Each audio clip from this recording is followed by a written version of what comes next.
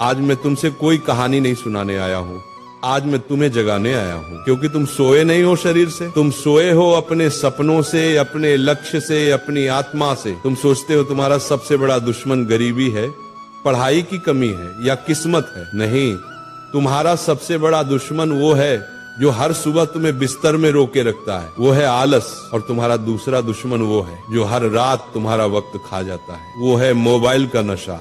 आज इस धरती पर लाखों बच्चे भगवान से किस्मत मांग रहे हैं, लेकिन भगवान कहते हैं मैंने किस्मत दी थी पर तूने उसे मोबाइल में बर्बाद कर दिया।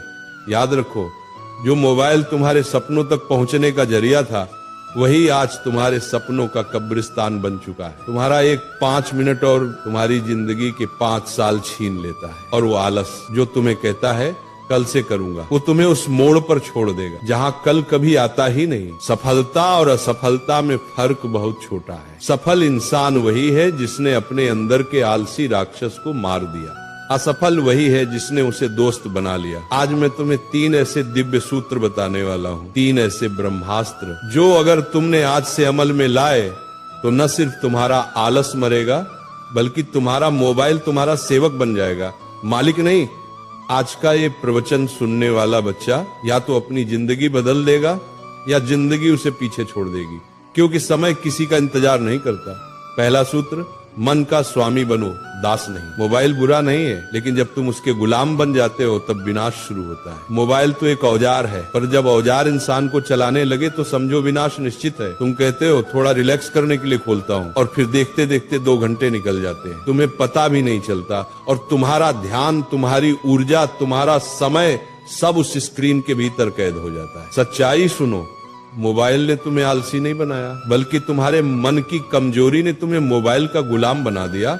जिस दिन तुमने अपने मन से कहा बस अब मैं मोबाइल का नहीं, मोबाइल मेरा सेवक बनेगा, उस दिन से तुम्हारी आजादी शुरू होगी। दूसरा सूत्र, आलस एक मीठा जहर है। आलस एक ऐसी बीमारी है जो तुम्हारे शरीर को नहीं, तुम्हारे सपनों को खा जाती है। तुम सोचते हो थोड़ी देर में करता हूं, और वही तुम्हारा सपना मर जाता है। जो लोग कहते हैं मेरा मन नहीं करता, उनसे मैं कहता हूँ, अरे मन नहीं करेगा तो मंजिल कैसे मिलेगी? मन तो हमेशा आराम चाहता है, लेकिन महानता हमेशा असुविधा के भीतर जन्म लेती है। जब थक जाओ याद करो अपने माता पिता के त्याग को, जिन्होंने अपने सपने कुर्बान कर दिए ताकि तुम अपने पूरे कर सको। जब मन भागे याद करो अपने सपनों की कीमत को। जब नींद सताए याद करो उस वक्त को जब कोई और पढ़ रहा होगा और तुम सो रहे होगे, और कल वही तुमसे आगे निकल जाएगा। आलस से बड़ी कोई गरीबी नहीं होती। जो अपने समय का सही उपयोग नहीं करता, उसके पास एक दिन पछतावे के सिवा कुछ नहीं बचेगा। तीसरा सूत्र, कर्म ही धर्म है।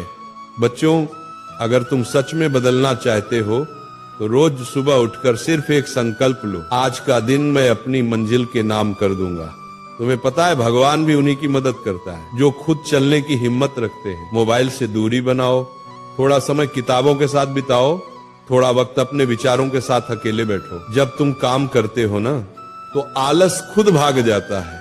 जब तुम अपने सपनों के लिए तपते हो ना, तो मोबाइल की स्क्रीन फीकी लगने लगती है। कर्म ही वो दवा है जो आलस और नशे दोनों को खत्म कर देती है। याद रखो, मोबाइल तुम्हारा नौकर है, मालिक नहीं। आलस तुम्हारा दुश्मन है, दोस्त नहीं। अगर आज तुम उठ खड़े हुए तो कल दुनिया तुम्हारे आगे झुकेगी। जिसने अपने आलस को हराया, उसने खुद भगवान को पा लिया। इसलिए बच्चों, आज उठो, अपने हाथ जोड़ो और प्रतिज्ञा करो कि अब मैं आलस और मोबाइल की लत से मुक्त होकर अपने जीवन का निर्माता बनूंगा। सूरज रोज निकलता है, लेकिन उसकी किरणें सिर्फ उसी को छूती हैं जो जागा रहता है।